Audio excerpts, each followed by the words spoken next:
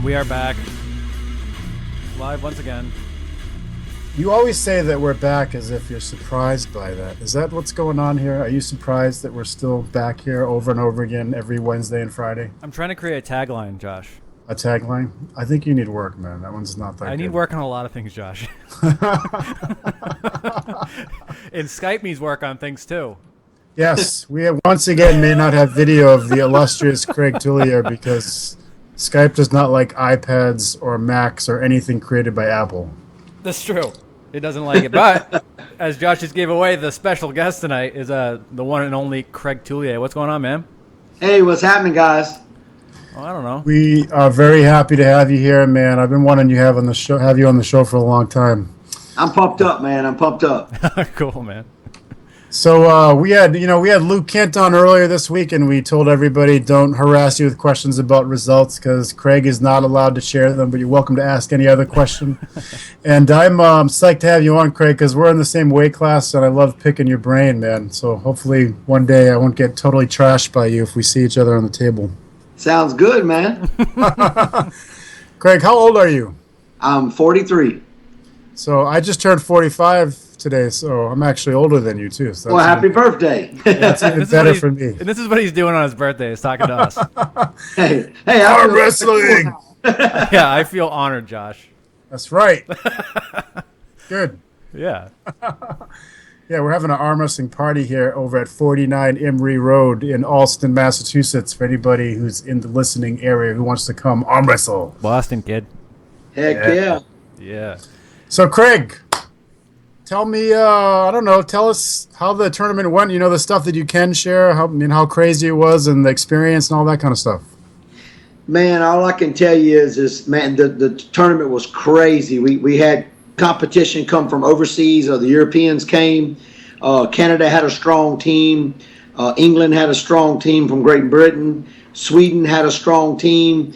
They had some Russians. I mean, it was just packed, including the North region champions, all their top 12, and the top 12 from Southern region. And it was just insane with the competition. Yeah, and that's one thing we've talked about on this show a few times with other WAL stars, basically, is that, including the rest of the world. And this is really the first tournament that really combined all of them. So how much did that change things, Craig, do you think? It changed a lot. I was fortunate enough that 4 of the Europeans that came from Sweden, I arm wrestled two of the Swedish guys already in super matches overseas, and also one of the Norway guys in a super match overseas. And then, of course, we had the Canadians, we had the ones from Russia, and it changed up. It put a serious game changer and threw a serious monkey wrench in a lot of people's plans because they didn't know what to expect with them, and they're bringing a lot to the table. Mm. Yeah, that's for sure. The Swedish team's always, these last 5 years, especially in my opinion, their team has just gotten crazy good. Yeah. Craig, how do you, first of all, do you anticipate that the WL is going to start inviting Eastern Europe and Russia? And if they do, are you excited about that potential? Yes, I'm very excited about it. I think they will. I think it's going to be coming in the next couple years, I feel. There's already talk about us going to pull over in Europe also.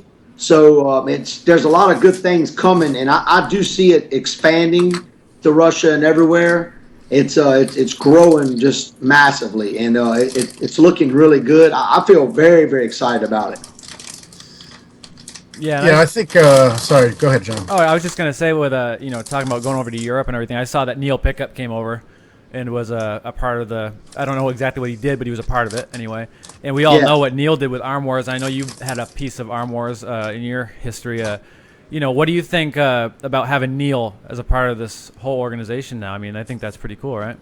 I think it's awesome. I've known Neil for 25 years, and I've competed in WAF with Neil in the World Championships every year. And I know Neil on a personal level, and he's an outstandingly great person. He's a good arm wrestler also, and a great promoter. And, also with the Arm Wars, he has all of Europe, in his hands, and I'm gonna tell you, it's unbelievable, and I think it's a good asset for WAL, and it's gonna start really branding us outside into Europe. It's gonna help a lot. Yeah, I have to agree. I mean, maybe some people don't really know what Arm Wars, what kind of impact they really do have over in England, Italy, Germany, all these countries that have it basically on Eurosport, which is their ESPN. He's had weekly shows on there for I don't know how many years. I think about 10. Yeah, it's been around 10 to 11 years. And what's crazy is like we don't get to all the time during the day turn on the TV and there's arm wrestling, or there's some of our guys or us on TV arm wrestling all the time, and that's that's big time over there. It's like football. Right. Yeah, definitely. I know, talking with Michael Todd in the past, he's like, dude, that's my second home. Like, I go over to England and everybody loves me because they know they know him as Monster Michael Todd. Exactly. Because he's on TV every week having this huge battle with Marcio Barboza every week. You know what I mean? So it's like, those guys love him over there. And I think people do forget. You make a very good point, and a lot of people don't know how good of an arm wrestler Neil Pickup is. He is outstandingly good. I've known him since he was 160 pounds, and I've watched him win his first world title, and he's top world level. He's outstanding. Yeah, I don't, WAF left-handed. I believe at 176 world title. That's absolutely, you're not going to find anybody that doesn't think that's legitimate. Exactly. He's a beast. Yep. Craig, that's something you get brought up a lot when people are talking about things like who's won the most championships in the most weight classes. Did you start at like 127, 132, something around that area? I started at 121, and I've won from 121 all the way to 198. It's incredible. What do you walk around at nowadays? What's crazy is, Josh, I beef up to try to beef up for the WAL, but my walk around weight dressed is 188 pounds. Wow. I pulled the 195s is what I'm competing at. I wish I could weigh 200 and cut a couple pounds, but unfortunately, it's just extremely hard for me to gain weight. If we had a 185 weight class, it would be unbelievable for me, Yeah, I remember. I the first time I met you was at Eau Claire, Wisconsin, in 2013. And I remember you pulled, I want to say you either pulled 187 or 198. I can't remember. But I remember you weighed in at like 182. And you didn't pull 76 because Ray was in it. Exactly. Yeah, exactly. I remember going, man, he looks bigger than that. And I just think whenever I see you competing in 195 now, I'm like, he doesn't look really much different. So I've always wondered, like, if you really filled that class out. But, like it's almost like Chad Silver's, I don't know if he really weighs a true 195. Yeah, he's he this year he recently beefed up like at the Southern regionals. Gotcha. He was walking in at about 200. He had to cut a few pounds. Oh, okay. Yeah. Yeah, I know for a long time the 185 class was like his. He loved it because he was always a light 198. Exactly. Yeah, which he looks like he's 230. Yeah, he does. He does. So, people are asking me questions already on here, Craig, because I know a lot of people have been looking forward to. I see the videos and pictures of you, with the 140 pounds in your arm over the preacher bench and stuff like that. How do you train in general? In terms of splitting between the weights and the table time, that kind of stuff. Do you have an established system you use now? Yeah, Josh, I had to really change up a lot because in the previous years, I arm wrestled 2 days a week, and then I lifted weights the others. And my body, I was good, but I was having injuries all the time. I was staying sore and tore down. So what I do now is I arm wrestle 1 day a week, which where I live right now, we arm wrestle on Wednesdays, and I lift weights Monday, Tuesdays, Thursday, Friday, Saturday, and Sunday. And then what I do is I train my hand and wrist 3 times a week minimum. And it really works very well for me. My arm wrestling routine lasts around 4 hours. I arm wrestle 500 to 1,000 matches every time that I have practice. Yeah. So it builds my endurance. Mm-hmm. And my hand and wrist routine takes around 2 hours to do at the gym. And it's insane. And I break my body parts down to pretty much one body part per day. So like when I work arms, it's an hour and 45 minutes of straight just punishing my arms. Okay. Yeah. Yeah, and one thing I wanted to ask you, and I've been getting people's opinions on it lately in training, is you're explosive. You're a very explosive arm wrestler, right? You're ready to go. You're not usually catching anybody. Most of the time, you're going first. Now, how important do you think it is to train a hit in training? Oh, it's extremely important. And you know what the bad thing is a lot of guys, they don't know how to train their hit. And like at practice, if you just go and you grab everybody and you let them hit on you, that's going to affect you hitting in a tournament. Yeah. And I tell all my guys that I train, including Ray and everybody, I'm like, guys, you got to practice hitting. So, the big thing is what I try to do is get them to grab me and hook a strap or something. And what I do is make myself uncomfortable on the load up to where I can still allow myself to want to hit. Because see, where everybody doesn't want to hit is when they're uncomfortable. Right. You know what I'm saying? So, because you're worried about losing position. So you definitely have to make yourself uncomfortable and blow your hand up into where you're allowing yourself to, hey, I got to hit. And you got to practice that hit. Yeah, absolutely. I think, for some reason, people seem to be scared to death of ready goes in a practice. Exactly. I don't understand it at all. No, and we work ready goes. That's what we do. We work them. Yeah, I really don't get it. I mean, in my history of arm wrestling, which is a little shorter than yours, about 7 years, I've learned that practicing ready goes at the end of a practice will prevent injury a little better. But really, too, it just makes you feel better in a tournament because when you're finally you train ready goes when you're dead tired, and then you get to a tournament and you're ready for a ready go, and you feel great. Yeah, you're fresh. That's right. That's right. So it's the same. It's kind of the similar viewpoint of I'm gonna have to hit when I don't like my setup. Exactly. So when you do like your setup, you're gonna fly. Exactly. All right, that's interesting. So that hit question was John asked it, but he stole it from this gentleman Craig Ruiz, who's following online right now. He's in. You totally stole it because I can see the text right here, buddy. So anyway, Craig's in San Diego, and he had a follow-up question to the hits in general. He's like, do you do something specific to train for speed?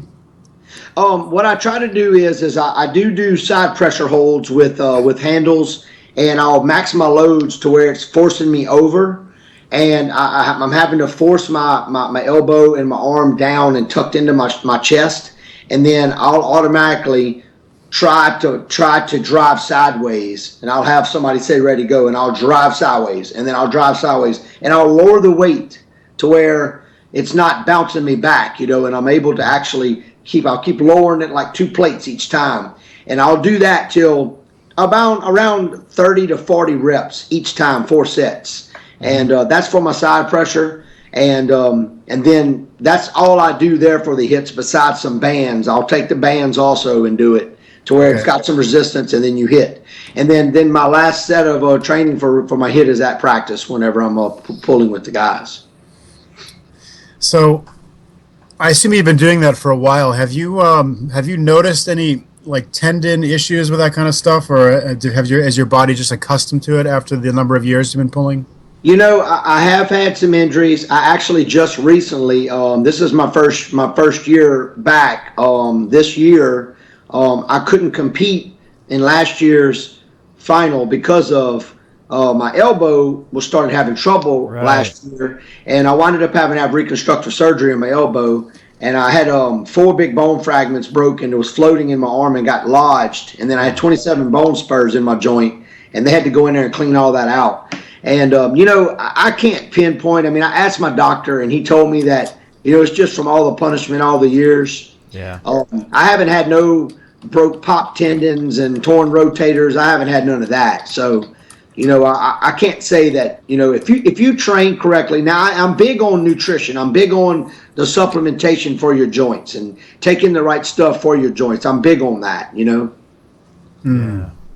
Yeah, I think, when I watch you with side pressure on the table anyway, I've never seen you train in a gym with it. But when I see side pressure on the table with you, it's very much chest. There's a lot of chest involved with it.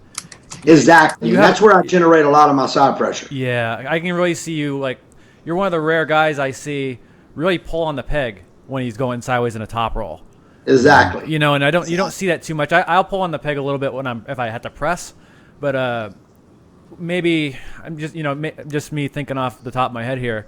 You know, maybe some of the stability comes from initiating with your chest rather than your shoulder. Yeah, what I try to do, John, is if you can picture like a pec deck. Mm-hmm. So what I do is I set my palm and my elbow inside my chest, like center chest, and I'm on the table. Well, then my pressure is I grab the peg and I'm pulling that cross pec deck pressure. Mm-hmm. And then what I do is I lock my lat and shoulder together to where like my arm and my lat and everything's locked in one unit. Yeah. And then that's where I fire across, and it works real well. And when you get in that position, is that like a moment of confidence for you, like where you just feel like there's nobody that can move me out of the spot?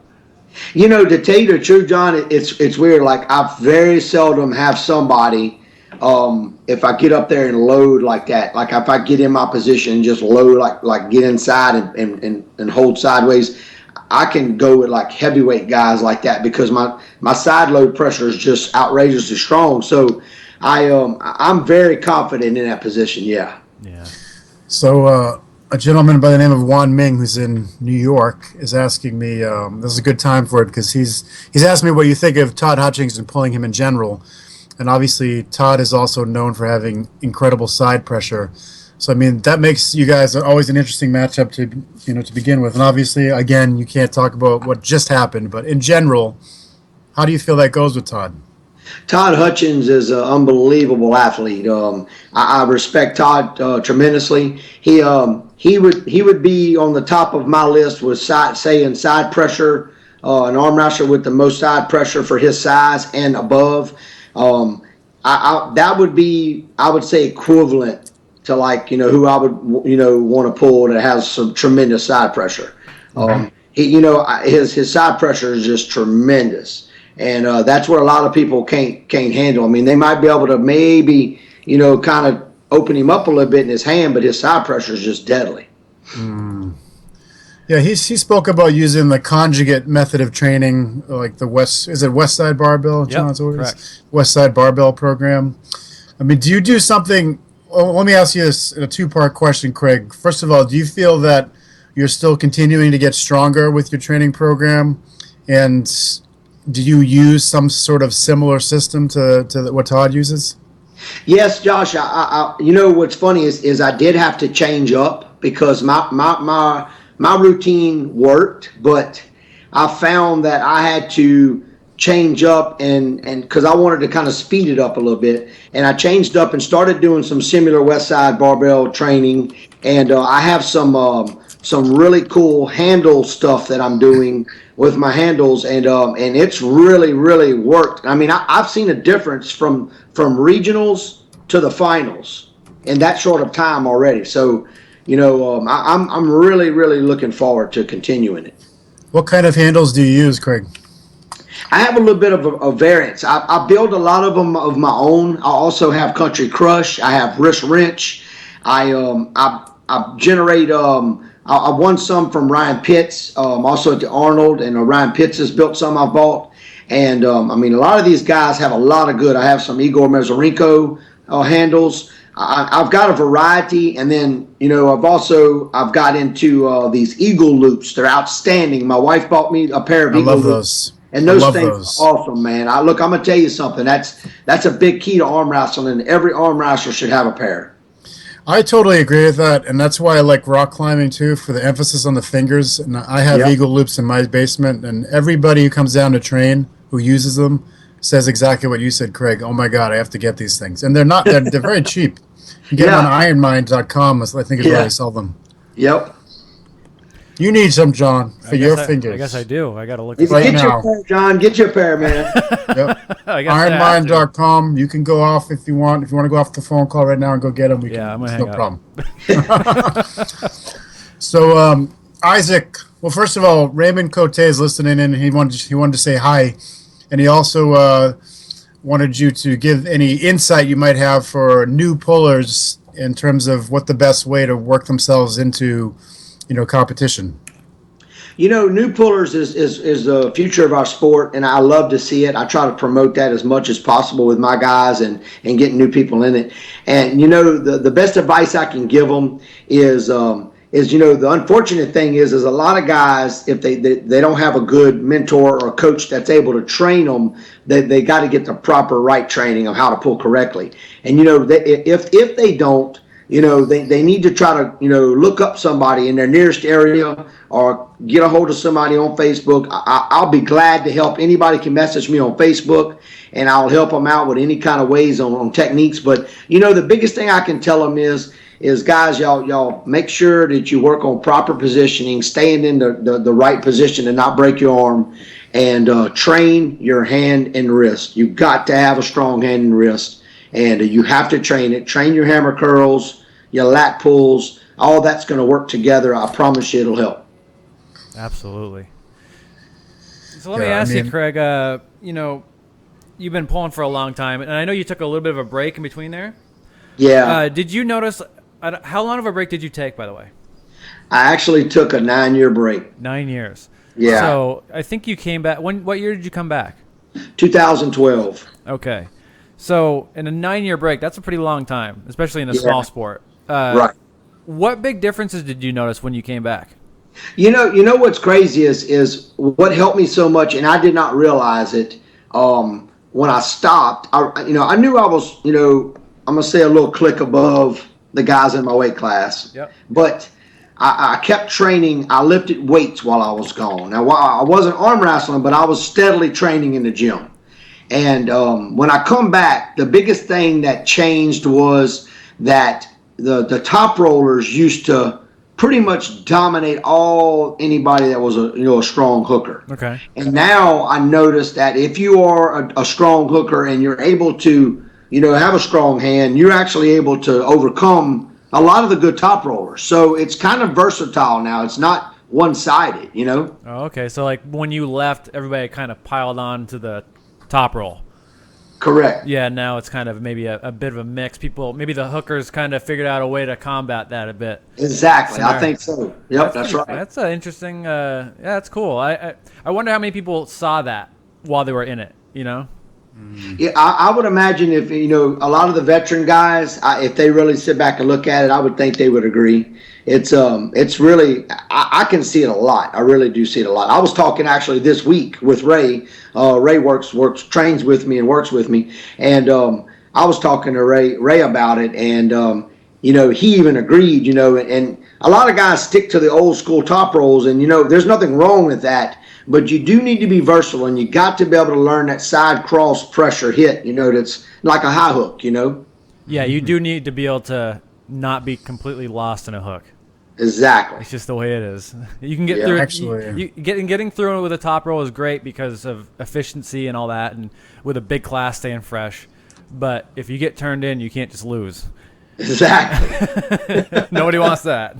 You're the second guy in a row Luke on Wednesday also was emphasizing the necessity of learning the high hook and being able to deal with, not necessarily feeling as comfortable as you would if you did a full top roll or you set up for a hook, but that it's a deceptive technique, and even for the person doing it, you don't necessarily have the same sensation of back pressure or that sort of thing. So totally. It's hard to get used to, but it's an amazing technique, and I'm just starting to understand it a little bit. But anyway, I just think it's interesting. A lot of people are talking about it now. Obviously it's Devin's. He talks about it all the time, and now you and Luke basically back to back bringing it up as well. Yep. Yeah, and I knew it like when I first started before the high hook wasn't maybe the name for it. I always knew it as like a full hand top roll. Right, that's what RVJ calls it. And really, I always saw one of the best people that ever did it ever was Ron Bath.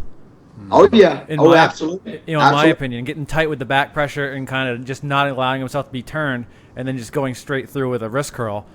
Yep. And I still think he's just one of the best ones in the game doing it. Oh, I agree with you 100%. Ron is just unbelievable. Absolutely. Yeah, and you're not going to find much stronger of a hand than that guy. That's right. Just a strong hand. Yeah.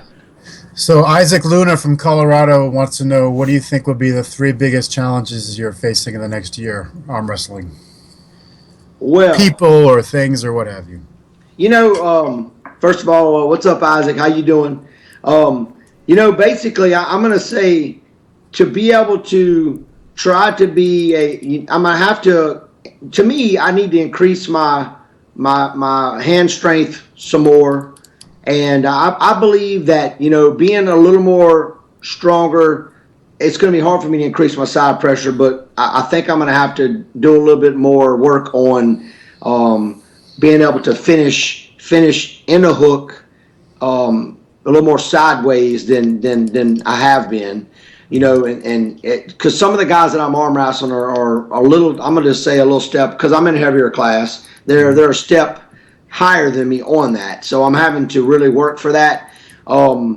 Just basically to stay healthy. And, since my elbow surgery, I'm 1 year from it now. And I can tell you, I'm excited to be where I'm at now, because, a lot of people can't do that in 1 year. So I think that I'm going to have a really prosperous year coming.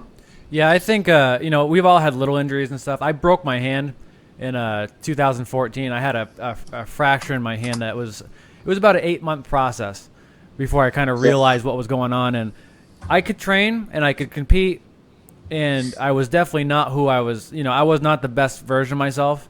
Right. And I can tell you, once I got it fixed and I was able to train again, I know exactly the feeling you're talking about. And it's just like, okay, it almost feels like sky's the limit now.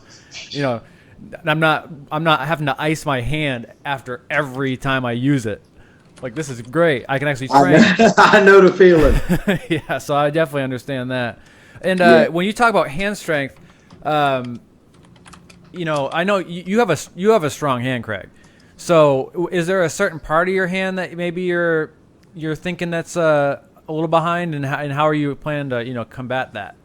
This is what I guess I might have explained it a little wrong. And my side pressure and shoulder strength overcomes my hand. Okay.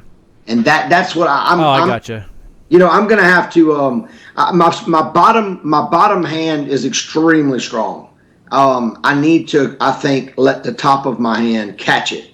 Okay. That's the thing, because I have to watch sometimes, Josh. Like a lot of times, when I'm ready to drive, like say if I'm stopped somebody and I'm ready to drive them, I have to be careful, because I can side pressure wise drive them all the way through, but I can sacrifice my hand. Yeah. And that's the bad thing. So I'm the top of my hand is what I'm trying to strengthen, which it's strong, but I think if I can get it that little next click stronger, it's going to be even better. Yeah, that's what's tough, is sometimes when you have a little bit in the tank, and you're almost shooting yourself in the foot because you hit so hard that you break yourself down somewhere else.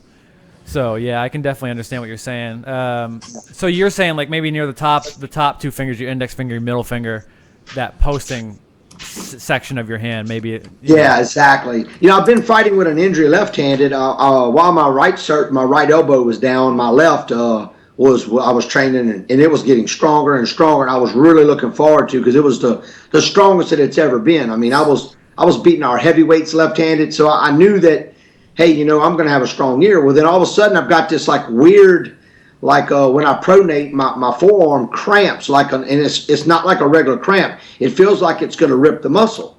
And I've had my doctor look at it, and he can't figure it out. So I've contacted another doctor, and I don't know if you've ever heard of prolotherapy. Yes. I'm big into prolotherapy, and I have a really unbelievable prolotherapy doctor who's really helped me a lot. And I just talked to him actually last night, and he told me that once we're ready, he said, let him know, and then I'm going to go and we're going to start treatment on my left, and I'm looking forward to getting my left back healthy. Yeah, I can't remember where I talked to you about it, but I talked to you somewhere about that. You said, my left feels great, and I've just been having this issue. So it's kind of nice to hear that you're getting it cleared up a little bit anyway. Yeah, no doubt. Yeah.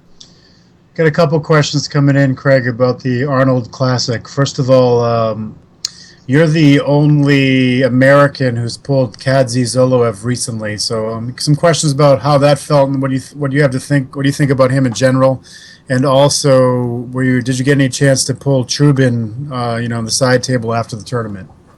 I didn't get to pull Trubin. I wanted to, but he put his jacket on, and after he won, he didn't get up there. I really wanted to feel it. I wanted to feel that. Now Zoliv, I've always been very respecting to him because he's outstanding. He's pound for pound the strongest arm wrestler on the planet, and I've always known him. At 160 to 170 pounds, but he weighed in right after me, and he stripped down, and he was 198 pounds stripped. And I'm telling you, that was the biggest I've ever seen him. And I mean, and he was, and it worried me because I'm thinking how strong he is at 176. I know he's got to be. And so it was coming down to me and him, and as everybody knew, it come down to us. And when I got up there with him, I was worried, but then I started feeling kind of confident because I could tell he didn't like my hand and the way my setup was. Well, it was so disappointing to me that that I got fouled out because I did have him, to my side, and I had his hand manipulated. I can't say, I'm not one of those guys that's like, oh no, I'll smoked him. I'm not that way. I tell the truth. I think the match would have been very interesting. I would have loved to have pulled him in the straps. We got on the side table, and we toyed around some, and I brought him over a couple times, and then he didn't want to pull no more. He kind of shook his arm a little bit, but he's strong. How do you think he would do in a WAL setup? Honestly, I think that he would do very well in a WAL setup because it actually benefits someone that sets up center and drives in a hook. So I really do think that he would be deadly in that setup. Yeah, and that's one strong arm on that guy. Yeah. I mean, his hand is good too, but his arm is unbelievable. And I remember, you're right. He was catching you. Really, that's where it was coming from. You were hitting him so hard and so aggressively that his hand had to have buckled just because of, it would almost been better for him to go on the straps because there was no way he was going to hold on to you. And I know you love straps, so I would have loved to seen that too, just because I know your back pressure really versus his side pressure would have been. I think it would have been a great match. Yeah, I do too, man. I do too. Never know. Maybe we'll get to see it next year in WA. I'm finals, sure someday right? we'll see it. I hope so, man. Yeah. I mean, you think about it, A1's gone now because they ripped everybody off. So, I mean, the premier international tournament that used to, that attracts, to talk about John's favorite subject, everybody rather than just people who are willing to take tests for steroids and such. But, I mean, if they did that in the WAL, I mean, it could potentially replace the A1 as the premier tournament that doesn't test and is open to everybody regardless of what their nutritional program is. And it would be, I think it would be awesome. I hope they do it as soon as possible because I personally feel that we would do a lot better than people think against those guys. Oh, absolutely. We take our top elite, and I can tell you right now, we'll stack up with them all day long. I'm very, very confident in that. I agree. Yeah, me too. Definitely. Yeah, so I mean, I hope they do it. I think the WL. I mean, Ray's asking on here, but what do you think about adding masters classes and that kind of stuff? And I mean, that was the plan earlier in the year. I mean, they didn't do masters; they did do the amateurs. But it would be nice to see the WL expand. What you mentioned earlier, the 4 weight classes. It would be nice if they had 5 or 6, even though I know that's going to cost them significantly more money. But it would be, I think, more people would enter if they felt like they had at least more of a chance in terms of weight. Most people don't do what you, Craig, do. They, they cut 10, 15, 20 pounds to get to 195. So they're actually coming in, 207, 208, maybe even more on the day of the tournament. So I think it would be cool if they added a few of those things in. What do you think? I wish they would, and there's big talk about it, and they're also talking about pursuing further with the masters, and I think that would be a very big adder for them to do it, and adding the classes I think would boost the amount of pullers, and it would help. I really do. I mean, it is hard. I mean, there's guys that, like, I'm not going to lie, I know a lot of the 165-pound guys, and the top, say, 10 of them that pull in there that I know, all of them are 190-pound guys. Right. Right. Exactly. Yeah, I was just going to ask you, Craig, why don't you go down to 165? I thought about that, but I'm like, you know what? I enjoy actually, man, pulling the bigger guys, and it means a lot more to me to be able to try to be in the top tier of the 195s or possibly win it. Oh, sure, I totally agree with you. The ladies did real well this year. They had a really good. It's gotten huge for the ladies, Good. And I think that it's going to be a big factor for them too. That's good, because it's a shame, in my opinion. I've said it for a long time. It's a real shame that there are some women out there who are unbelievably good arm wrestlers who never get to compete. You're right. Absolutely. It's really too bad. There's women out there that are just as dedicated as the best male arm wrestlers out Absolutely. there. And they don't get it. And a lot of times they don't get a chance to compete at all, or they definitely don't get a chance to compete in their weight class because That's they have true. one class. Exactly. Exactly. So It brought a lot of women out of the woodworks at this final. I'm gonna tell you right now, it was impressive. I was really impressed. I've seen people that I haven't seen in 15 years. I mean, Mary McConaughey from Nebraska, she came, and she did really awesome. And it's unbelievable. And then the European girls came and the Swedish girls, and I'm telling you, man, it was packed.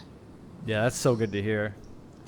So, first of all, congratulations on your recent marriage, Craig. And thank you so much. Thank you so much. Does Denise arm wrestle? Has she ever dabbled? It's fun. It's funny you ask. She trains with me in the gym every day. She's my actual workout partner, and unbelievably, she's as most people have met her or seen her on Facebook, she's in phenomenal shape, and she's strong as heck.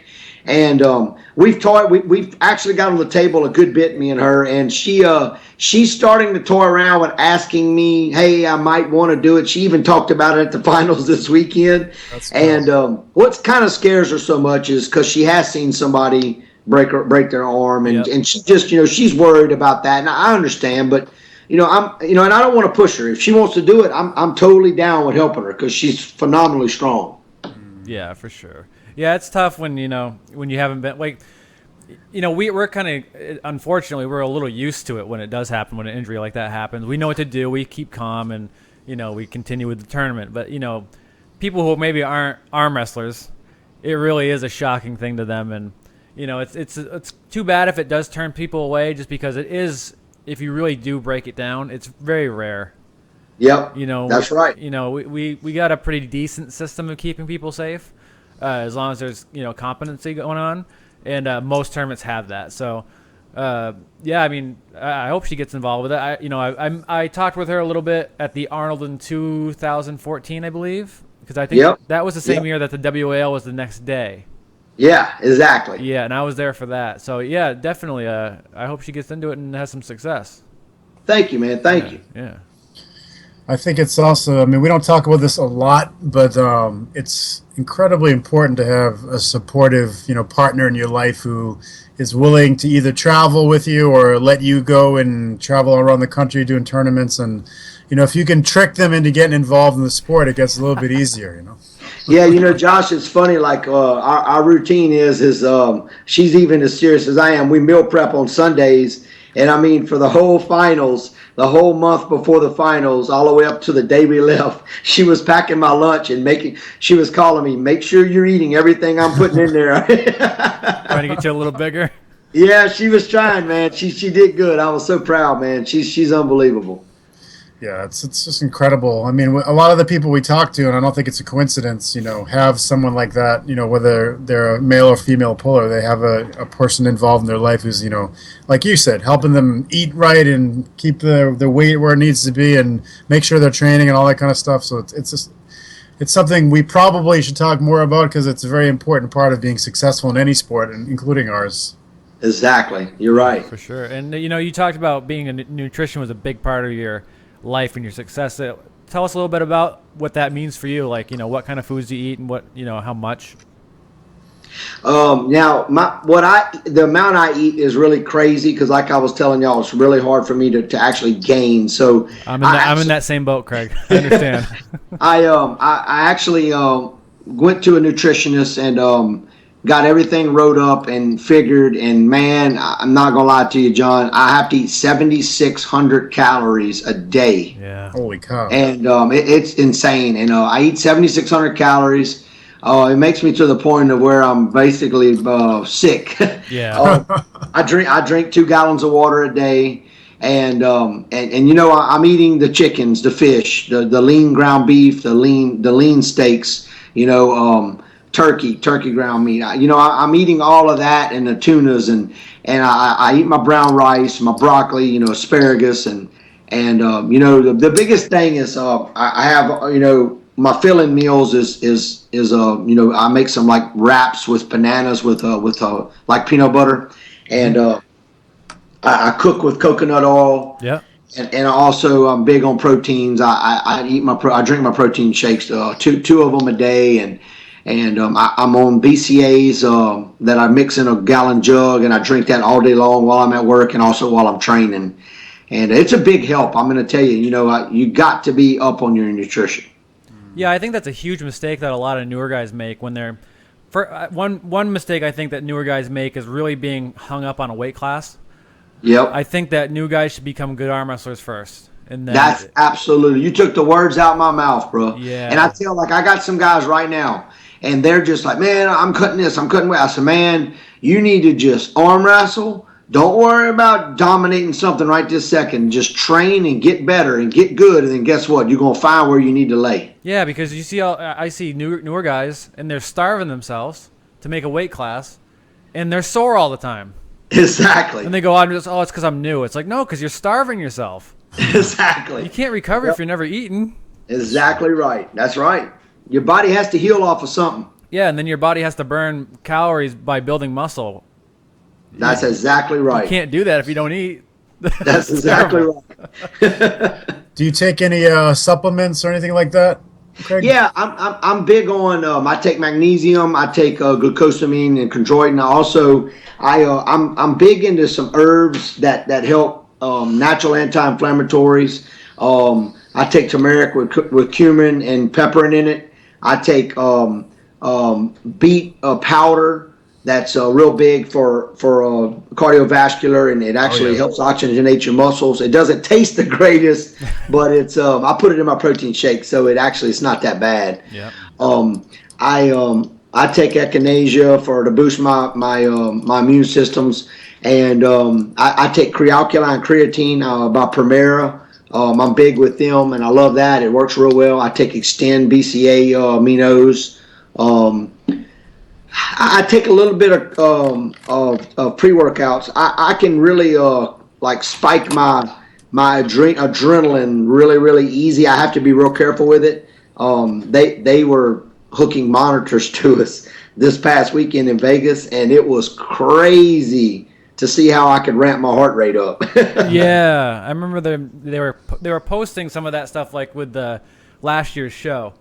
The difference in the heart rate and everything, which was kind of interesting. I never really thought about doing that. Yeah, it's really cool. It's really cool. Yeah, for sure, man.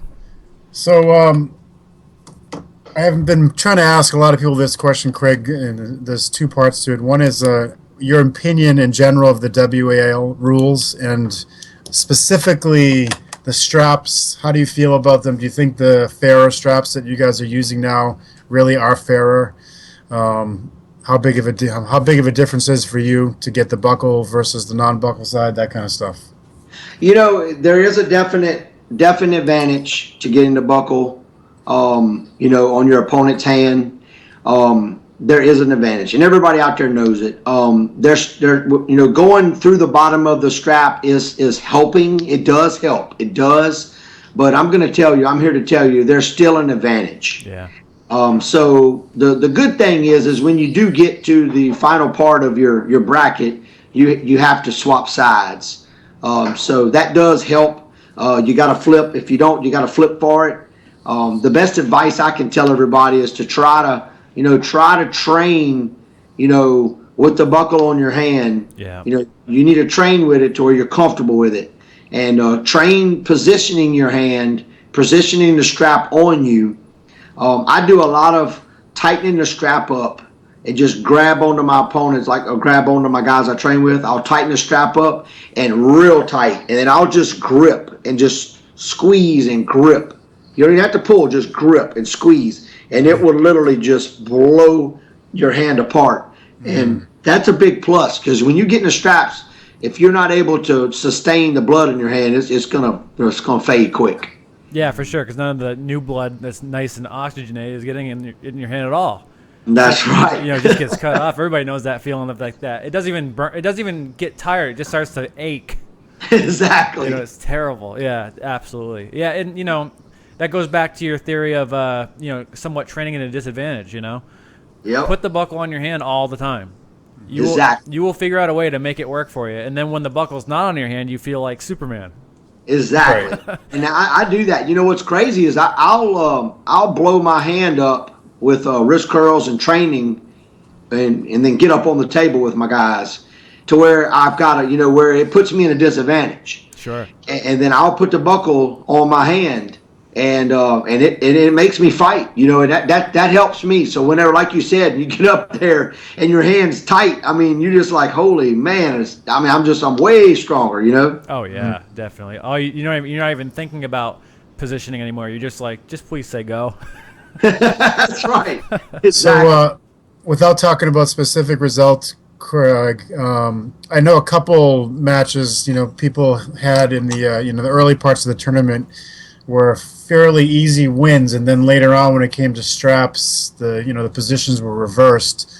Do you think it's due to like some sort of like tricks or techniques that people have that others haven't figured out, or do you feel that it's just that they're putting in more hard work in the straps? They're definitely putting in harder work in the straps. Like, you'd be surprised how many people are stronger in the straps, but not just that, are able to get in their strong point in the straps. Yeah. And they get caught up trying to slip. That affects them a lot of times, to where they get caught up trying to slip and they lose position, and the opponent capitalizes on it. Mm-hmm. And that was a deciding factor on a lot of people. And with the straps, it actually totally reversed it. Yeah. Right. Yeah. Right. It's always. It's an issue that I have that John does not have, but I feel like that's something we need to fix in the sport. That it should, whatever the straps are going to be, that should be equitable regardless of your side. And I think it's fine if it's completely different types of techniques, as long as you know that the setup is going to be equitable regardless of which side of the table that you have. I agree. I've been working on trying to figure out a way. I'm trying to come up with a new type of strap, and I'm trying, and it's just, without making something that slips over your hand and wrist, it's hard to make it to where the buckle's not going to be making a big difference on one person's side, Right. It is hard. We're going to try out this new style that a couple people, RVJ and Ryan Bowen down in Australia, have been using, which is basically just one simple loop that binds the hands together. We're going to try it out at the Boston City Championships up here next month and take videos of it and share them with everybody so we can see how it works in an actual tournament. Because it is one thing that it's equitable regardless of side, but you can slip out of it if someone tries to intentionally slip. So you would basically have to enforce the intentional slip rule as a loss. But I think we're going to see what happens and play around with it. But I do think you're right. We got to figure it out. I feel like it's one of the aspects of our sport that takes away from the professionalism when you're starting off with one person with a clear advantage. I agree.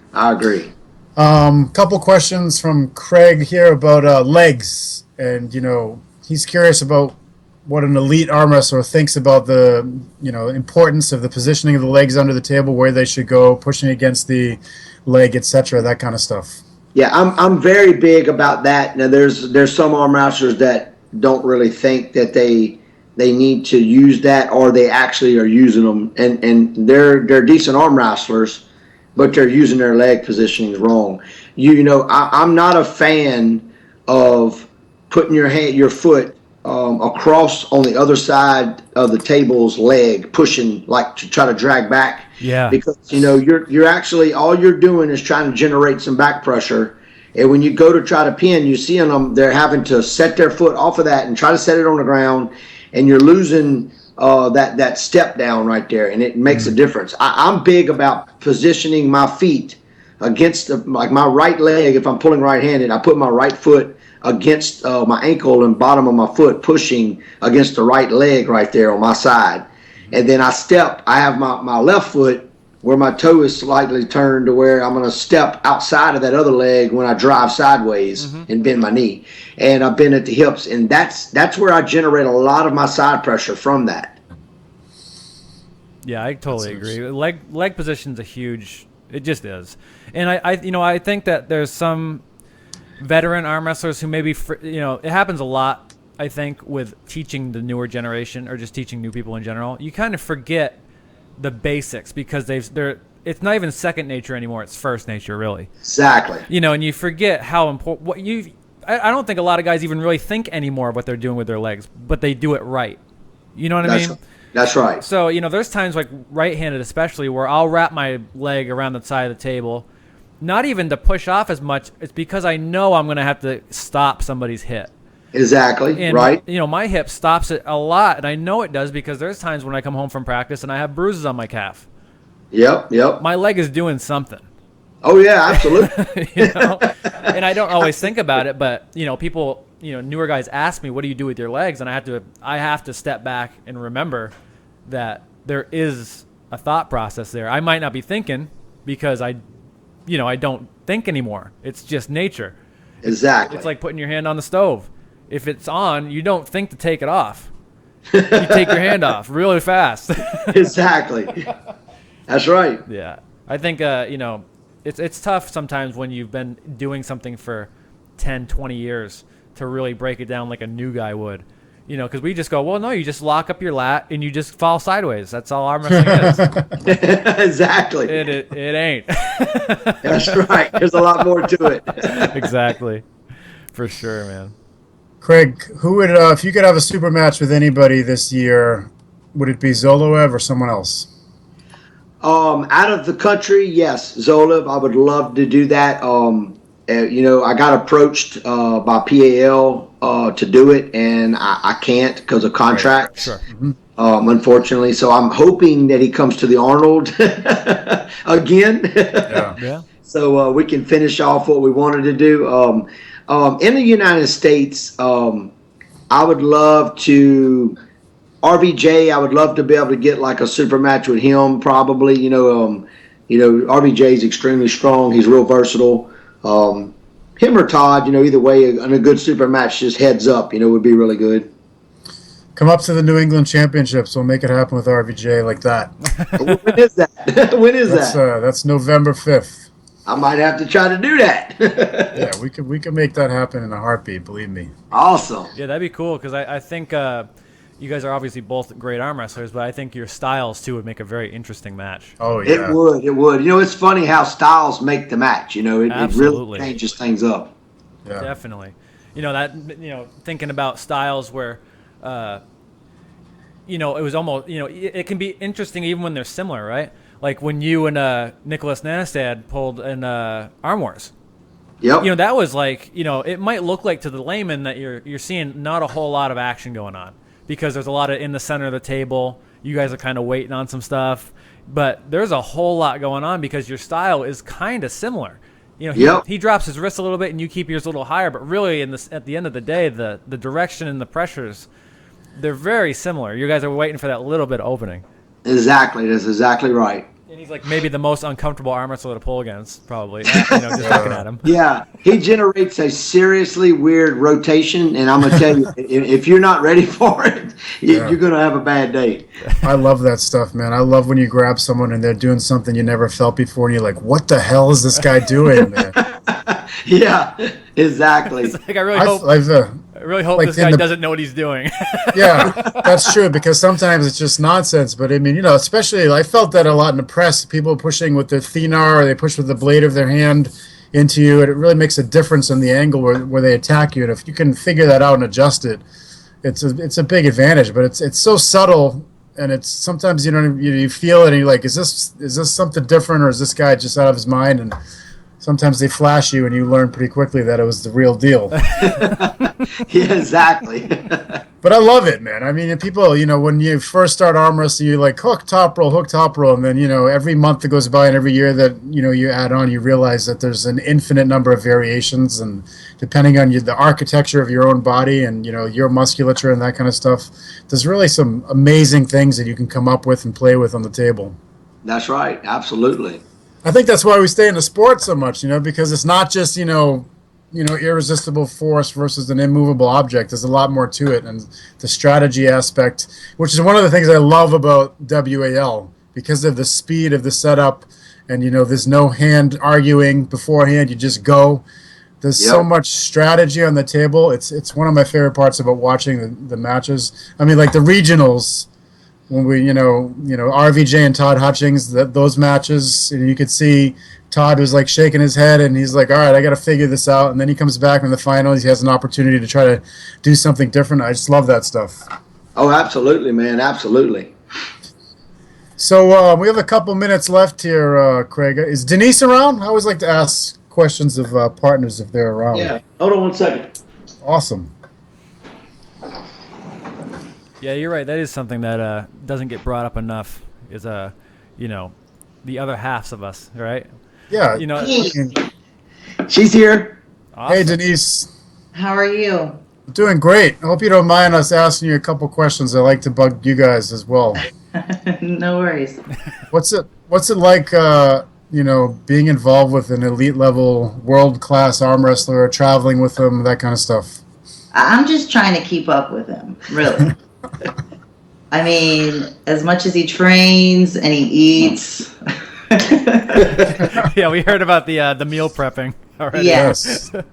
Lately, it's been just preparing, and I think he's arm wrestling in his sleep sometimes because I wake up and I hear him talking over there, and it's a mental thing too. I tell him all the time he is his worst enemy. Oh, we all are. We all are. So, once he gets past that first match, which is his, then he's good to go. Yeah, and that is a very important subject too with arm wrestlers. Is that first match is hard, no matter who it's against. Yeah, it's my worst. It's always my worst. Yeah, because you do all this work, and you show up, and no matter how hard you worked and how well things went, you still think I might not be any good here. Yeah. And what's funny is, like, I was talking to some novice guys this past weekend in Vegas, and they were like, a couple of them, you could see they were nauseated because they were so scared. Sure. And I'm like, man, you okay? And I love the novice guys because I always try to help them and talk to them. And I said, hey, guys, I said, what's going on? And they're like, man, I'm so nervous. I got butterflies. I said, man, let me tell you something. That ain't going to never go away. I said, I've been doing it 25 years, and I feel like I got buzzards in my stomach whenever I'm about Yeah, it actually means something to you. That's what it is. Yep. How about you, Denise? Do you get nervous watching him pull, or? I do, just because I know that I know what he's gone through to prepare to get there, and so of course when I see him, the first match when he's kind of nervous, I get a little nervous. Sometimes I feel like I'm arm wrestling because by the time he comes from the table, I'm like red and sweating. My muscles are tense, 'cause, it gets exciting, and you get pumped up and you're screaming. And I don't think we've ever left an event where we haven't been hoarse because I'm screaming for him, he's screaming for his team. And Oh yeah. So there's been many times where I was much more nervous for my training partner than I was for myself. So yeah. Oh yeah, absolutely. Yeah, definitely. We can relate on every level to that as arm wrestlers and partners, I guess, huh? So will we be seeing your debut on the table sometime soon, Denise? I don't, I talk about it, especially I'll bring it up at a big event. I'm like, you know what? I think I'm going to do this. And then we'll get home and he's like, all right, so, I'm thinking of some stuff we can work with. And I'm like, I don't know if I want to do this right now. She keeps bailing on me on the table part. In the gym, she's training. Right. Well, it's understandable. It's not necessarily an easy sport on your body, as you're a very personal witness to. Yeah. Well, this has been great. All right. One more question just popped up here. Let me ask this before we let you go, Craig. when you're all right, so this is actually a good question. Do you think that this is from Tomas, who's out in Chile, who was on our show a few weeks ago? He says, "Do you think that not capping your thumb like Tim Bresnan can actually be an advantage for top rolling?" Well, now that's funny because I work on that with some of my guys at practice. For top rolling, I feel personally that it's not the best for you to top roll. I feel that it helps you to control the hand better, for like to do like a high hook or actual a deep hook. Right. I'm not a fan of if you're trying to back pressure somebody and pull out on them to not cap. So I try to, I don't think it's an advantage personally on my behalf to uncap if you're going to try to top roll. Now, if you're going like through like sideways to like do a high hook, yes, I would say not capping will help. Yeah, I trained with Tim for many years, and I know I was training with him when he went through that transition from capping to not capping. And I can tell you from Tim's body type, that's why he doesn't cap. It's because his hand is so small that when he tries to cap, his index finger doesn't touch anything. Right. So for him, it's like he's taken away 25% of his coverage by not capping. So he caps under his thumb so he can actually control somebody's hand a little bit. Exactly, and that's what you're going to gain when you do uncap. When you uncap, you're actually going to have more grab on the hand. Yeah, and like Craig, your hand's not small for the 195s, really. Right. Probably middle of the road. I mean, it's not small, it's not huge. It's just but you can get really good coverage if you with the double cap even. Right. Yeah. Yeah. So it's a definite body style type too. Exactly. I agree. I feel the same way. I mean, I was playing around with it for a little while too, but I have a very large hand, and so even when I double cap, I can still touch their index knuckle with both fingers. So I feel like I can get away with it. Hey, that's it is good. My hand is really ridiculously big, and then that's why I primarily top roll. So it's been, but anyway, it's something I'm still playing around with. But I totally agree with you. I never feel like I have the same power in a top roll, when I push up against my thumb instead of capping.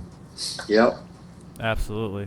So anyway, there you go. Craig, this has been awesome, man. I'm really glad you came on. Denise, thanks for giving us a minutes as well, because we love hearing from everybody in the arm wrestling family. And I wish you the best of luck, man. I'm just really impressed with you as a person, and especially on the table. And I'm glad you came on the show, and I hope we can have you back on sometime soon, man. Thank you so much, guys. I really enjoyed it, and I would love to be back on. Yeah, we loved it, man. Pleasure to talk to you. You too, bud. All right. We'll see you. Take care, all right, guys. till next time. See ya. All right. Adios. We have a little, the show's going to keep going tonight. We have a, Travis Bagent reached out to us and said he wanted to come on and talk a little bit about his new league he's got going. And also I think it's our duty to harass him as much as we can for the 15 or 20 minutes that we're going to have him on. So definitely send in any annoying questions that you have. Just because. That would be great. Yeah, just because. Because you guys, I don't know if you know this, but Travis tends to talk about sometimes a little bit controversial subjects. So Oh my goodness. we're gonna turn it around on him a little bit. All right, let's call this guy up, man. Let's give him a little chance to talk about his stuff and see if he's on the phone as promised. Fine. Craig is Craig is really a high quality human being, man. Absolutely. I like listening to him talk, and I just think that he really loves the sport. You know what I mean? And I love it. Yep, the man. Are you on there, Travis? I can hear you guys, but I don't see my face at all. Oh, come on. Did you hit the little video button, man? There's a video button. You got to click it, dude. All right, there's a video button. All right, where would I find this video button at? It's probably, there should be 4 buttons. One's red, 3 are blue, all the way to the left. One's red. I see. You might have to move your mouse around on the screen. Yeah. See, we found an area, not an expert, Travis. This is good, man. It's good to know everybody's weakness, just in case you need to beat Travis in something. It may be technology. That might be your best bet. I have so I don't have any of that stuff. What you guys are saying, I don't. That's all good. We can hear you. We didn't have. That's all good. Yeah, we didn't have it with Craig. Yeah, yet, don't worry. I want to see myself though. If you want, you can just put a mirror up right in front of the screen, and that should do the trick. But don't you guys record these shows? They're recorded We right do now. record. Oh yeah. You want to see the video? So right? that's why I want to see these so that I can control these things. Oh, I understand. You want me to call you right back? Yeah, We'll do that. We'll do Yeah, all that. right. Call me back. See if something Might work. All right. We'll try not to talk too much crap about you. I have to call you back In the too now, meantime. Josh. All these. Okay. So I can't. I was just gonna make fun of them, but I'll wait. You can, but you can do it in a second, okay? Okay. Good All enough. See this, guys? You get to see the magic of the show failing.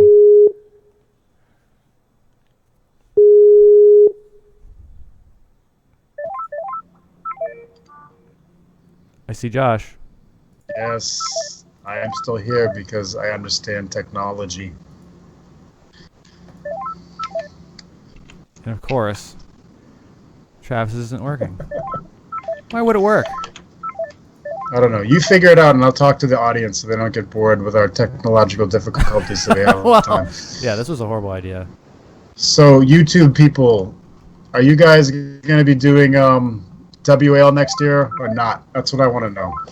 Because I know I'm thinking about it. I did it the first year that they had it, and I like the speed of the setup, and I actually kind of get a kick out of how the starts go. But I'm annoyed by the cutting to 195. That kills me, man. Getting to 198 is hard enough, and having to cut that extra 3 pounds makes me feel like murdering myself. Don't do that. So I don't know what you guys think, but I'm not really gonna kill myself. I'm just saying. So you don't have to call any suicide hotlines or anything like that because I'm really okay. It's my 45th birthday, so I'm halfway to 80.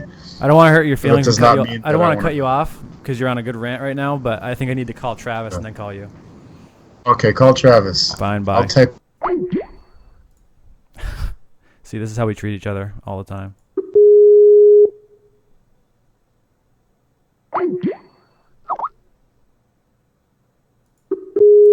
Trying to call Travis, everybody. It's not working. Travis? Yep, I can hear you. All right. For some reason, I can't add you along with Josh without losing the video. Yeah. I can see myself now. Can you see me? I will be able to in a second here. It's loading up still. Good. I'm good. I see myself. It's way better. Now the show better for you? Yeah, exactly. It's I got exactly the only reason I came here is so you guys can ask me these 4 questions and we can cut these things so that I can put them on the website. Is that possible? I can probably send you a copy of it. I don't see why not. Nice. All right. Let me go ahead and I'm texting Josh now because if I add you along with it, for some reason it doesn't work with him. Got you. Yeah, but we can still talk to you.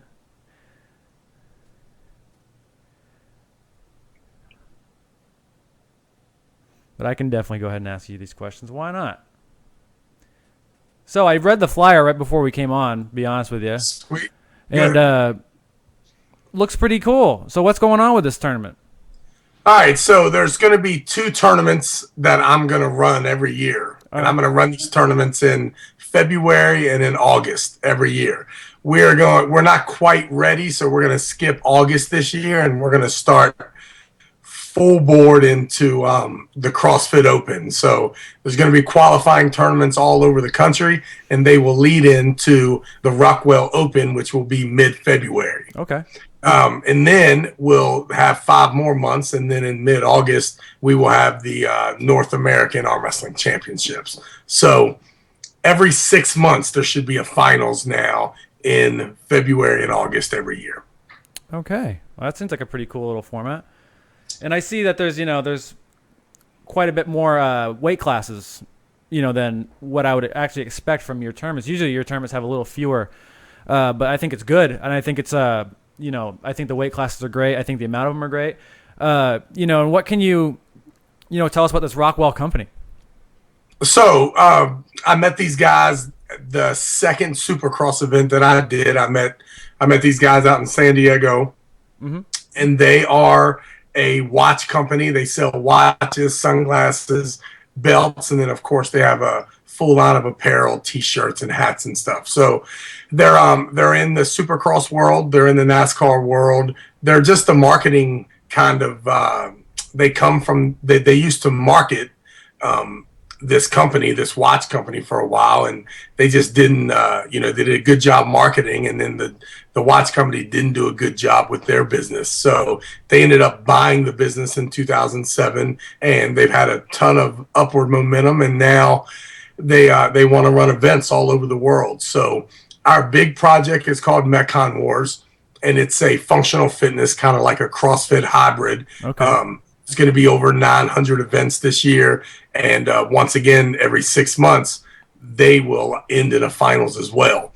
And just because I brought them that idea and they wanted to know where it all stemmed from, I told them it kind of stemmed from the arm wrestling series that we ran with the WAL that I ran. Financially, to stop the bleeding of all the money it costs to start up, arm wrestling is just an easy no-brainer for me. Sure. And I learned a lot about the WAL. I learned a lot, running the series for the first time. I always had to butt heads with the powers to be as to exactly how to do it perfectly.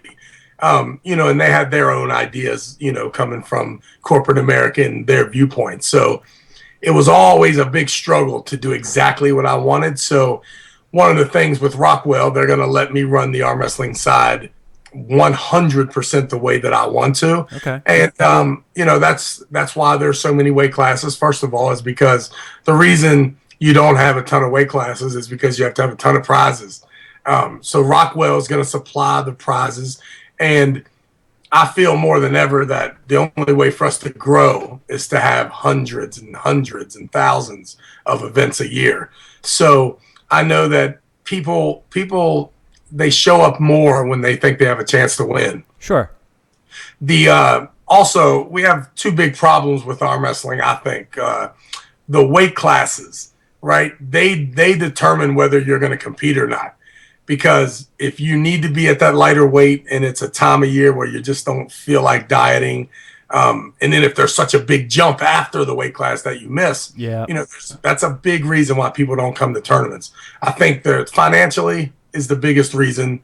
Geographical location is also big, but whether you think you have a legitimate chance to win, and let's face it, if we're at the lightest that we could be, we have a better chance to win. So I've decided to eliminate that thing. So there's weight classes every 10, 11 pounds. It's no big deal if you miss your weight, then, just come on back and you'll just weigh a little bit more.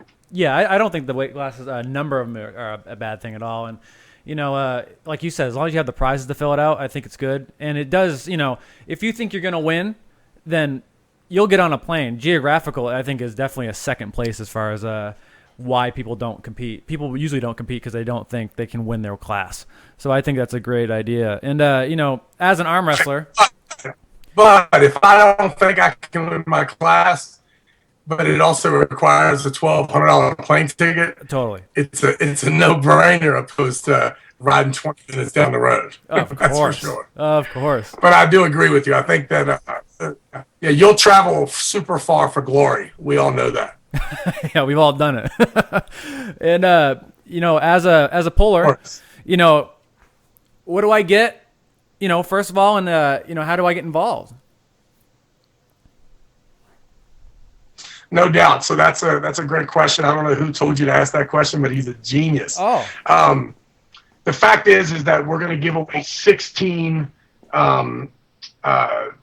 awesome watches at every event. These are $250 watches, so to me it's a no-brainer. You can get a $5 medal at most local events these days. And I get it, right? Promoters, there's so many events. Promoters are crazy for putting themselves out $2,000-$3,000 in awards. However, Rockwell gets a pretty good price, and since they sell the watches, we can get them at a greater discount price.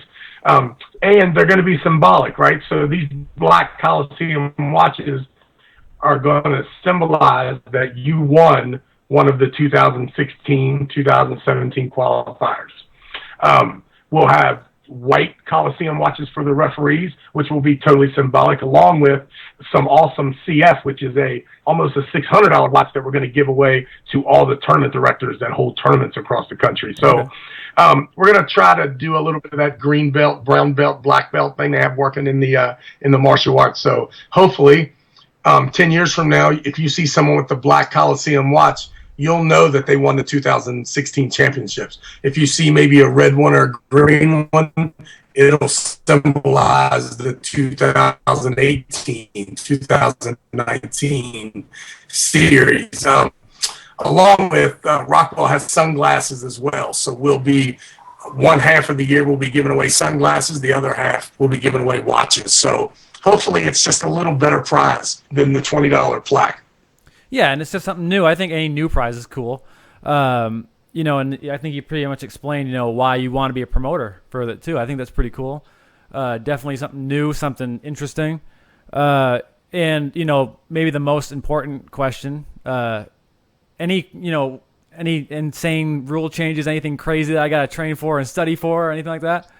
Yeah, you know what? We are going to do some serious flirting this year with the novice. All through the series, we are going to put a loose strap on as soon as you come to the table. So I have this little hypothesis about arm wrestling, and I think that everyone's slipping, and I think that people have a distinct advantage. I heard you guys talking earlier with Craig about it's kind of gotten to, I can beat him if I get him in the strap, or I can beat him if I don't let him get in the strap. Sure. So I think we can eliminate everything. Our really for sure goes on. Is that me? Yeah. Is that my computer here? All right, let me find out exactly where that came from. All right. Back to the show. The kids are always on this damn computer. So where were we at? Oh yeah, so I think that we have the strap that we can use, and it's just the one that we always use. I think that keeping it super loose may be the secret and the key to all of our problems. What is going on here with this thing? So why the loose strap? This iTunes keeps popping on whenever it feels like it. Oh.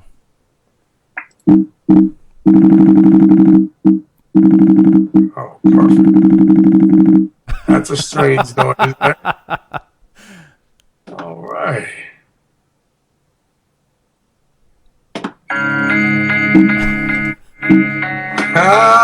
Travis is breaking his own computer right now.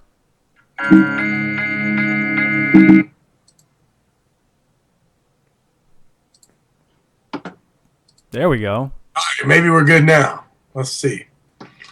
All right, so back to the strap. I think of the loose strap is maybe the key to everything that we have here. So instead of saying 100% that it is, I'm going to use it for I'm going to use it on the novices, and then hopefully midway through the series, my hypothesis will have been backed up by some real live lab work, and we'll be able to institute that in the finals. Also, we are going to make you show a part of your thumbnail, not your thumb knuckle. So it's going to be super uncomfortable to try to cap it all. But even if you do cap, it's just going to be barely on the tip of that thumb knuckle, because we're going to need to see a little bit of that thumbnail. I've been arm wrestling for 25 years, and I haven't seen a thumb knuckle in 15 years. There you go. It's something that people have just decided that they're willing to cover it and face the consequences. Yeah, and are you when you're talking about showing part of the thumbnail, are you talking about your own thumbnail or your opponent's? Your own thumbnail. Okay, that's good. correct. Okay, Yeah. good. Yeah, you're right, because people do like to take away. That thumb knuckle becomes like the elusive Sasquatch after a while, right? I'm wondering if it even exists. So I think that's interesting that you have to show your own thumbnail. I think that's and it's interesting too that you have to try out these things in real life situations. And that's where it's tough, right? So there's no doubt. Every time that you bring a couple guys over, and you and you work on some stuff, it all works. Every single thing that you try to work on, every rule change, everything is just perfect. And then comes this asshole that is trying to win the money. Right. And when he shows up, it becomes a problem. And I get it, right? And I'm the worst. I'm not willing to compromise at all. I am, the 3 foul system with the WAL, and the fact that it's 2 out of 3, and the fact that the winner's bracket in your bracket, it gets swept clean, right? These are all things that these are rules that have forced me to not care so much about fouls and winning early, right? So the most important thing is winning at the end. So I told my wife, I said, if I lose, it's going to be after I false start and elbow foul twice in every match, right? Because why wouldn't you do that, right? I mean, every arm wrestler in America feels comfortable arm wrestling with 1 foul. We've been doing it our whole life. So if it takes 2 fouls for me in lifting my elbow 7 inches to compromise that guy's hand and kind of make him try his best to keep his wrist in control and ends up getting it flopped, I think that it makes it easier the 3rd time than it would have been if I'd have tried it the 1st time. Sure, yeah, and you put that little bit of doubt in their head and all that. It's just the way it is. I mean, we've all heard the ref say, "Dude, it's just a warning. Don't worry about it." We've all heard it a million times. So, yeah, I think that's great. I think anything more arm wrestling is good arm wrestling. So, I'm definitely looking forward to see how this unfolds. I see you got at least a couple already lined up, which is cool. Yeah, there's no doubt. We have 13 lined up, so we're all good up until November 1st. But we're looking to go everywhere. And the first event has to be ran by Rockwell, which means that I have to come there. I have to show you exactly how to run the event. And then I'll leave the keys with you. Rockwell will supply the kit from then on. And, of course, you'll split the entry fees with Rockwell 50-50. It's a beautiful situation. Also, for the finals. So we're going to go up to Christmas running these qualifiers.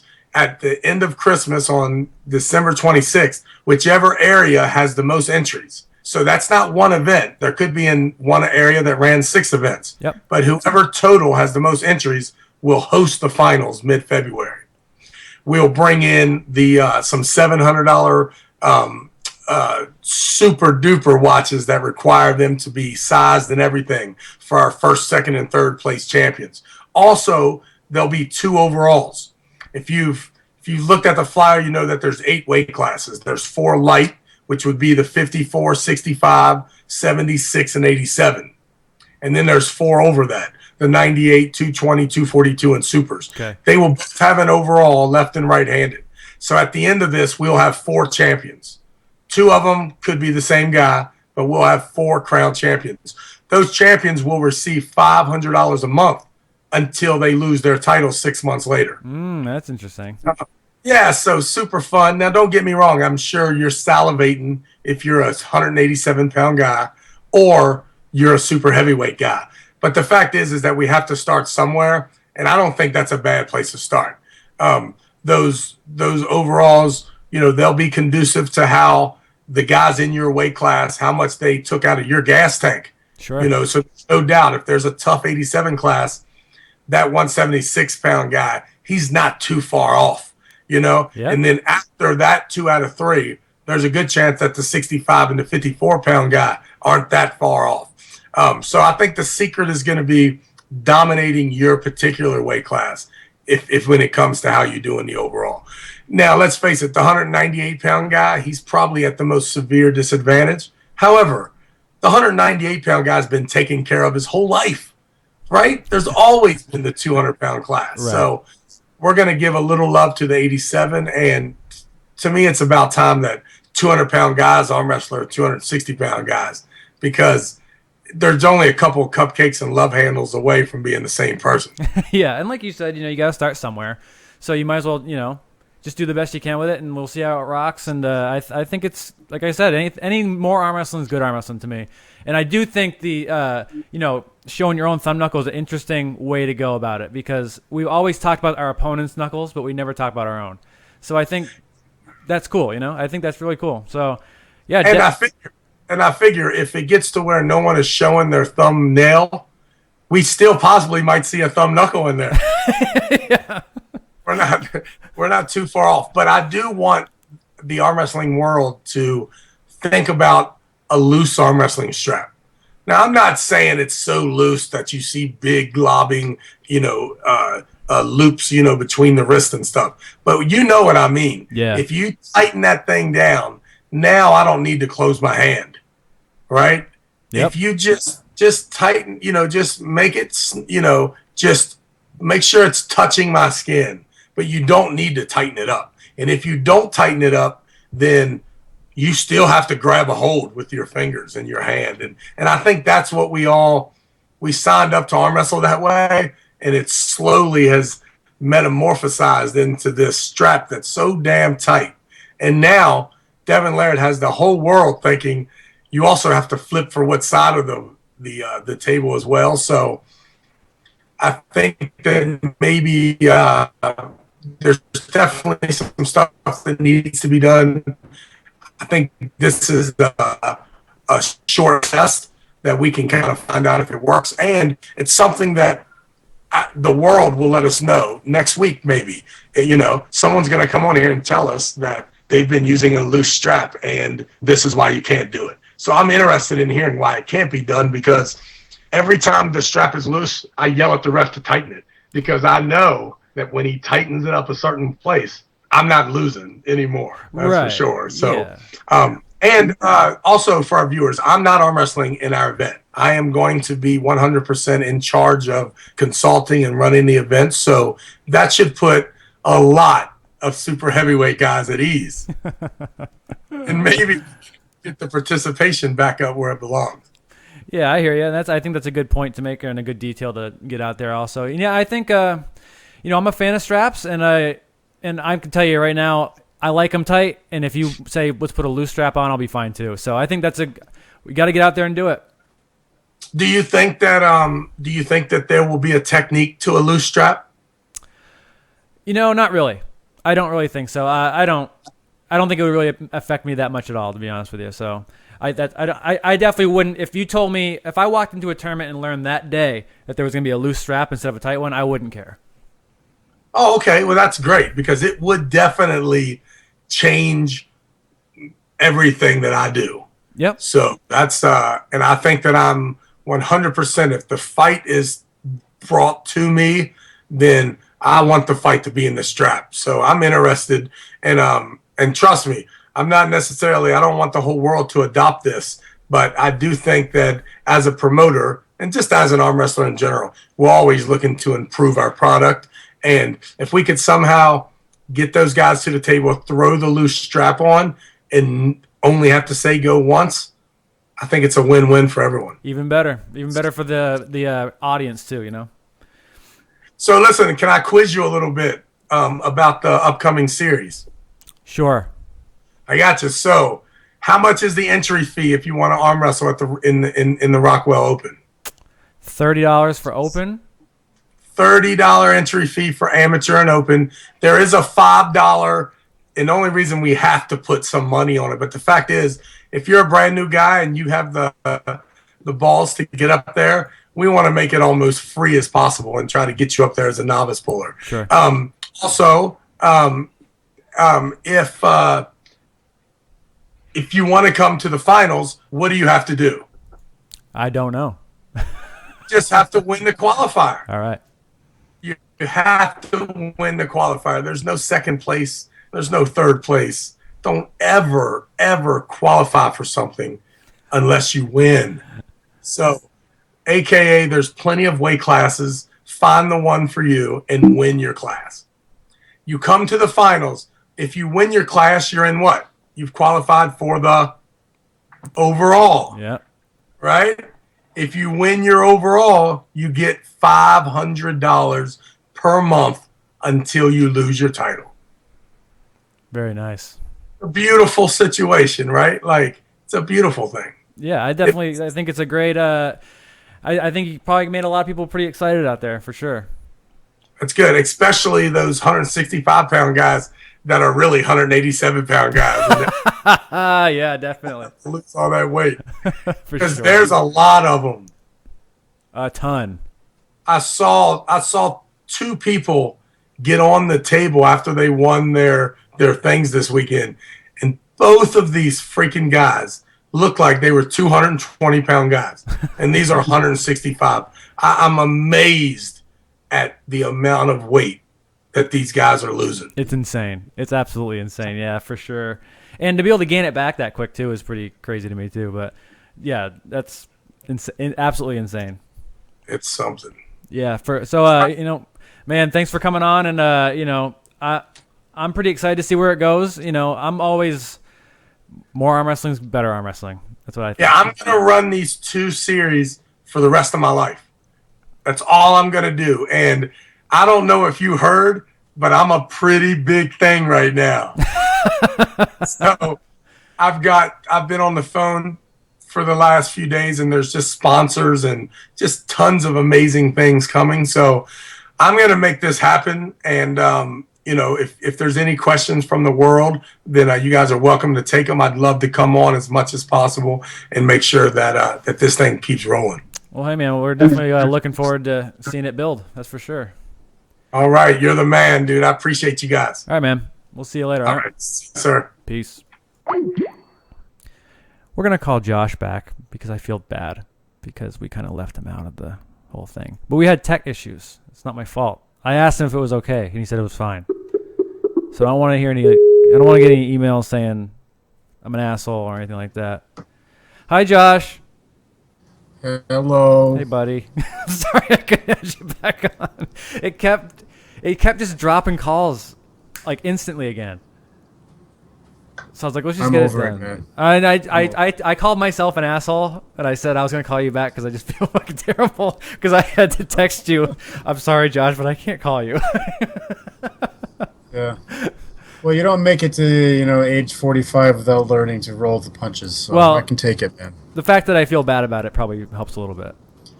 A little. Right. I'll probably sleep a little bit easier. I'm not saying a lot. result. I'm just saying a little bit. But we got shows coming up, right?